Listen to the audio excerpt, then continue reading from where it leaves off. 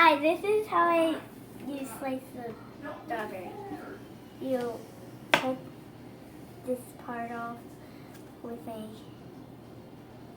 knife, but be careful. Next, you hold it like this way, then you cut in the middle where the hole is. Then you put it in the bowl for your dessert. And this is another one to remind you.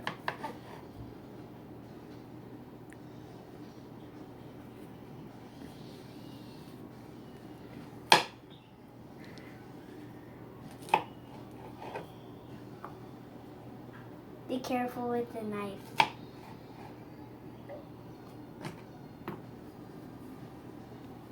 Bye!